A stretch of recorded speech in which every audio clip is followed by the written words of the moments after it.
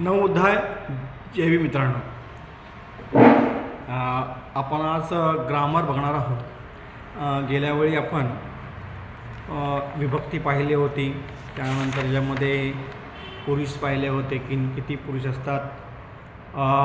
नंतर आपण पाहिलं होतं काळ किती असतात, पचुपन्न काळ, आगत काळ, अनागत काळ असे 3 काळ पाहिले होते। ते सर्व पाहिलं। स्वर म्हणजे काय, व्यंजन म्हणजे काय हे सर्व पाहिलं होतं। आज आपण संधी म्हणजे काय हे पाहणार आहोत। त्याच्यामध्ये संधीमध्ये एकूण 3 प्रकार आहेत। एक स्वर संधी आहे, व्यंजन संधी आहे आणि निगहित संधी आहे। तर हे सर्व काय असतं ते आज आपण पाहणार आहोत। पहिले तर स्वर संधी म्हणजे काय हे आता आपण समजून घेऊया। एकामागून एक येणारे स्वर एकत्र मिळाल्यास स्वर संधी होते। एकामागून एक येणारे स्वर एकत्र मिळाल्यास स्वर संधी होते। म्हणजे स्वर म्हणजे आपल्याला माहिती आहे अ, आ, इ, ई, उ, ऊ, ए, ओ हे 8 स्वर आहेत। तर ते स्वर एकामागून एक आलं तर त्याची स्वर संधी होते। स्वर संधीचे काही नियम आहेत, काही 10 नियम आहेत, 11 नियम आहेत, ते आपण पाहूया। स्वर संधी कसं होतं। स्वराच्या पुढे स्वर आल्यास त्यांचा संधी होताना पहिल्या स्वराचा लोप होतो। स्वराच्या पुढे स्वर आल्यास त्यांचा संधी होताना पहिल्या स्वराचा लोप होतो। उदाहरणार्थ पुरीस आणि उत्तम हे जर शब्द असतील, पुरीस उत्तम, यातला पुरीस स हा अर्धावट आहे आणि त्याला अ मिसळलेला आहे, आणि शेवटचा आहे उत्तम, उ हा आपला स्वर आहे। तर पुरीस उत्तम हा शब्द आहे, तर तो तसा उत्तम होतो। तत्र इमे तत्रिमे होतं। अज्ज अधिक उपोसथ म्हणजे अज्जू उपोसथ असं होतं। पुरुषोत्तम पण होतो तो शब्द, पुरुषोत्तम होईल किंवा पुरीस उत्तम हा स्वर झालेला आहे। स्वरांपुढे स्व असेल तर त्याचा संधी होताना पुढच्या स्वराचा लोप होतो। दुसरा आहे स्वरांपुढे स्व असेल तर त्याचा संधी होताना पुढच्या स्वराचा लोप होतो। म्हणजे उदाहरण घ्या, सो अधिक अहं, सो अहं, आपण काय बोलतो सो अहं। स अधिक ओ अधिक अ अधिक अहं, अहं हा शब्द होतो सोहं। तो शब्द पूर्ण कसा होतो, सो अधिक अह, अहं। सो अधिक अपी असेल तर सोपी, आणि चत्तारो इमे, चत्तारो मे अशा प्रकारे स्वरांपुढे स्व असेल तर त्याचा संधी होताना पुढच्या स्वराचा लोप होतो। नियम क्रमांक 3, स्वराच्या पुढे स्वर आल्यास त्यांचा संधी होताना केव्हा दोहोंपैकी एकाचाही लोप होत नाही। स्वराच्या पुढे स्वर आल्यास त्यांचा संधी होताना केव्हा दोहोंपैकी एकाचाही लोप होत नाही। कैया अधिक इव, उदाहरणार्थ कैया अधिक इव, क अधिक ञ अधिक आ अधिक ई अधिक ओ अशा प्रकारे हे शब्द आहेत, त्यांचा कैया इव झालेला शब्द। लता इव, लता अधिक इव, लता इव, केव्हा केव्हा लताव आणि लतेव सुद्धा होतो। 4 नंबरचा आहे लोप झालेल्या स्वरापुढे ई असेल तर त्याऐवजी ए होतो, उ असेल तर त्याचा ओ होतो। तस्स अधिक ईदं, तस्स अधिक एदं, तस्सेदं। वात अधिक ईरितं म्हणजे वातेरितं। वाम अधिक उर, वामोरू। वी अधिक उदकं म्हणजे उदकं। अशा प्रकारे हा 4था नियम आहे। लोप झालेल्या स्वरापुढे ई असेल तर त्याऐवजी ए होतो। ई आणि उ, नियम क्रमांक 5, ई आणि ऊच्या पुढे अ आला तर तो अनुक्रमे य आणि व होतो। ई आणि ऊच्या पुढे अ आला तर अनुक्रमे य आणि व होतो। वी अधिक अकासी, उदाहरणार्थ व अधिक ई, वी झालं ते अकासी।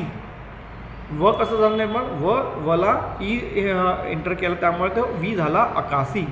वय अकासी, व्याकसी असं झाला तो शब्द तो। वी अधिक आकती, व्याकतो। सु अधिक आगत, स अधिक उ, सु झाला आगत असं झालं तो शब्द। सव अधिक आगतं, स्वागतं। आणि बहु अधिक आभाधो, बहुआधो। 6वा नियम असा आहे, ए आणि ओच्या पुढे स्वर आल्यास त्यांचा क्रमाने य आणि व होतो. ए आणि ओच्या पुढे स्वर आल्यास त्यांचा क्रमाने य आणि व होतो. ते अधिक अज्ज, त ए झाला ते अज्ज, म्हणजे काय झाला शब्द त य अधिक अज्ज म्हणजे त्यज्य. मे अधिक अयन म्यायन झालं त्याचं. सो अधिक अह आपण पाहिला सोहंग मगाशी होता, आता स अधिक ओ अहंग म्हणजे स्वाहंग ही होतो तो. आणि सो अधिक अयंग स्वायंग असा शब्द होतो. का होतो? ए आणि ओच्या पुढे स्वर आल्यास, एच्या पुढे ए आणि ओच्या पुढे स्वर आल्यास त्याचा अनुक्रमे काय होतो य आणि व होतो. 7वा नियम असा आहे, गो शब्दाच्या पुढे स्वर आल्यास गो शब्दाचा गव असा आदेश होतो. गो अधिक अस्य, गव अधिक अस्य गवस्स, म्हणजे गो शब्दाच्या पुढे स्वर आल्यास त्याचा गो शब्दाचा गव असा होतो. गो अधिक अस्य म्हणजे गवस्स. गो एळकं, गव एळकं झाला गवेळकं. इति शब्दाच्या पुढे एवं शब्द आला असल्यास, इति शब्दाच्या पुढे एवं शब्द आल्या असल्यास इति शब्दाचा इत्व असा आदेश होतो. म्हणजे इति अधिक इत्व म्हणजे इत्व अधिक एव इत्वेव इच्चेव.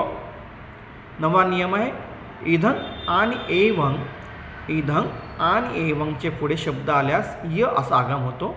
मा अधिक इद मैदं, न अधिक इदं नैदं. छच्या पुढे येणाऱ्या स्वराचा केव्हा केव्हा ळ होतो.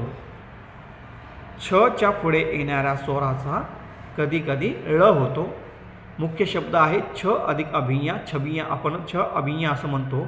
ते कसं आलं, छळ अधिक भिया छळ भिया. छ अधिक आयतन छळायतन म्हणजे सहायतन. केव्हा केव्हा अनुस्वराच्या पुढे येणाऱ्या स्वराचा लोप होतो. कतं अधिक इत कतंती, किंग अधिक इति अधिक किंती अशा प्रकारे यांचा लोप झालेला आहे. तर हे आहे संधी. संधीचं पहिलं विभाग आहे स्वर संधी. स्वर संधीचे एकूण 10-11 नियम आहेत, ते आपण पाहिलेले आहेत. आता आपण दुसरा जो आहे व्यंजन संधी ते आपण बघूया. पर अक्षर हे व्यंजन असेल तर बहुधा पूर्व स्वर रस्व स्वराचा दीर्घ स्वर होतो आणि दीर्घ स्वराचा रस्व स्वर होतो.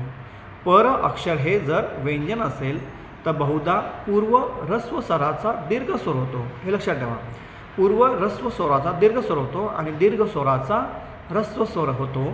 मुनी अधिक चरे मुनिचरे. मुनी हा पहिला रस्व आहे, त्याचा दीर्घ झाला मुनी. चरे मागभारी मागभारी आणि सम्मधम्मो सम्माधम्मो झालेला आहे. नियम क्रमांक 2 व्यंजन संधीचं. पूर्व शब्दातील अंत्य अक्षर स्वर असून पर शब्दाचे पहिले अक्षर व्यंजन असेल तर काही वेळा त्या व्यंजनाचे द्वित्व होते. पूर्व शब्दातील अंत्य अक्षर स्वर असेल तर शब्दाचे पहिले अक्षर व्यंजन असेल तर काही वेळा त्या व्यंजनाचे द्वित्व होते. म्हणजे प अधिक गहो पग्गहो जसं झालं ते आता. दु अधिक कंतं दुक्कतं दुक्कटं. ए तसेच ओ नंतर कोणताही वर्ण आल्यास काही वेळा ए आणि ओ दोघाचाही अ होतो. ए तसेच ओ नंतर कोणताही वर्ण आल्यास काही वेळा ए आणि ओ दोघाचाही अ होतो. सो अधिक सिल्वा इजुकल तो ससिल्वा. एसो धम्मो एस धम्मो. याचके आगते याचक मागते अशा प्रकारे व्यंजन संधी झालेली आहे. आणि निग्रहित संधी तिसरी आहे. स्वर संधी म्हणजे संधीमधला तिसरा प्रकार आहे निग्रहित संधी. काही वेळा निग्रहिता म्हणजे अनुस्वाराचा आगम होतो, तो आगम मित्रवत असतो. काही वेळा निग्रहिताचा निग्रहित आपण बघितलेला आहे अंग हा प्रत्यय पाहिलेला होता, त्यानुसार पुढे झालेला आहे अनुस्वराचा आगम होतो, तो आगम मित्रवत असतो. चक्षु उदपादी यांचं झाला चक्षु उदपादी. चक्षु मेन शब्द कुठला आहे चक्षु अधिक उदपादी यांचा काय आला चक्षु उदपादी. त खणे तं खणे. काही वेळा निग्रहितचा लोप होतो. बुद्धानं शासनं आपण हा शब्द बरेच वेळा पाहिला, बुद्धानं शासनं. मुख्य शब्द बुद्धानं शासनं असेल तर त्याचं काय होतं, बुद्धानं शासनं. एवं अधिक अहं एवाहं, कथं अधिक अहं कथाहं. हे निग्गहित शब्द आहे. निग्गहितापुढे स्वर आल्यास काही वेळा निग्गहिताचे म, य तसेच द असे आदेश होतात. निग्गहितापुढे स्वर आल्यास काही वेळा निग्गहिताचे म, य तसेच द असा आदेश होतात. तं तं अधिक अहं तमहं, तं अधिक इदं तैदं आणि तं अधिक अलंग तदलंग. अशा प्रकारे स्वरसंधी म्हणजे निग्गहित संधी आहे. तर आपण आज पाहिलं की संधीमध्ये 3 प्रकार असतात, स्वर संधी, व्यंजन संधी आणि निग्गहित संधी. तर ह्यामध्ये स्वर संधी म्हणजे काय, तर एकामागून एक येणारे स्वर एकत्र मिळाल्यास स्वर संधी होते. याच्या शब्दावरून समजते आपल्याला स्वर संधी. स्वर आपण पाहिलेले आहेत, 8 स्वर आहेत. अ, आ, इ, ई, उ, ऊ, ए, ओ हे 8 स्वर आहेत. निग्गहित एक प्रकारचा आहे. आपला अंग हे शब्द आपण पाहिलेला आहे. परत 32 व्यंजनं पाहिलेली होती आपण, क, ख, ग, घ हे सगळं पाहिलं आहे आपण. तर त्यामधलं स्वर जे आहेत ते एकामागून एक आलं तर त्यांची स्वर संधी होते. हे बेसिक नियम लक्षात ठेवायचा. आणि त्याच्यामध्ये 11 नियम आहेत. ते 11 नियम आपण पाहिलेले आहेत. तो नंतर येतो आपला व्यंजन संधी. व्यंजन म्हणजे क, ख, ग, घ जे आहेत ते, त्यांच्या पुढे जर पर शब्द असेल, हे असेल तर ते कसं काय बदलतं हे आपण पाहिलेलं आहे. तिसरं आहे निग्गहित संधी. तर निग्गहित आपण पाहिलेलं आहे, ते पण त्याच्यामध्ये 3 नियम आहेत. व्यंजन संधीमध्ये पण नियम आहेत. तर आजचा भाग आपण इथे म्हणजे संधीपुरतच आपण मर्यादित ठेवलेला हा भाग आहे. आपल्याला हा भाग कसा हा भाग आय होप तुम्हाला समजला असेल असं मी गृहीत धरतो. आणि आजचा भाग आपल्याला कसा वाटला हे आपण मला कमेंट करून नक्की समजावून सांगा, नक्की माहिती द्या की आपल्याला कशाप्रकारे ह्या पुढचा आपल्याला जो भाग आहे तो समास आहे. तो समास पण आपण पाहणार आहोत. समास म्हणजे काय, त्याच्यामध्ये किती प्रकार असतात तेही पाहणार आहोत. आणि काही पूर्वकालिक अव्यय आहेत, जे तो आहे प्रत्यय आहे, तुम प्रत्यय आहे, इतर जे प्रत्यय आहेत त्यांचं वाक्यात रूपांतर कसं होतं हेही आपण पाहणार आहोत. तत्पूर्वी लागोपाठ 3 व्हिडिओ आपण बनवणार आहोत. आज हे संधीचं बनवलं आहे, उद्या कदाचित समासचा असेल आणि त्यानंतर तो 10वीच्या विद्यार्थ्यांसाठी हा बनवतो आहे आपण, 10वी आणि 9वीच्या विद्यार्थ्यांसाठी. आणि इतर जे पाली भाषेचे अभ्यासक आहेत त्यांच्यासाठी आपण हा व्हिडिओ बनवतो आहे. तर हे ग्रामरचे व्हिडिओ ऑलरेडी आपल्या दिवाळीच्या सुट्टीमध्ये आपण पाठवले होते आणि आता हा पुढचा भाग आहे. तर आपल्याला हे आधीचे भागही आपल्याला आवडले. मला बरेच जण कमेंट करून सांगितलं खूप उपयोग होतो त्यांचा. तर आपल्या सर्वांचे आभार मानतो. ह्या पुढचे येणारे हे 3 व्हिडिओ जे ग्रामरचे असतील तेही आपण हे करा, लाईक करा, चॅनल सबस्क्राईब करायला विसरू नका. कारण नवे पालीचे जे त्रिपिटकामध्ये जे आहे, जे 9वी 10वीच्या पुस्तकामध्ये आहे त्याचं आपण मराठीमध्ये भाषांतर करणार आहोत, रूपांतर करणार आहोत. तर तेही आपण जरूर पाहावं. आज आपण इथे आलात त्याबद्दल आपल्या सर्वांचे आभार मानतो. आणि मला नक्की कमेंट करून सांगा की आजचा व्हिडिओ कसा झाला. आपल्या सर्वांच्या प्रती रजा घेतो आणि आपल्या सर्वांच्या प्रती मंगलमैत्री व्यक्त करून इथेच थांबतो. नमो बुद्धाय.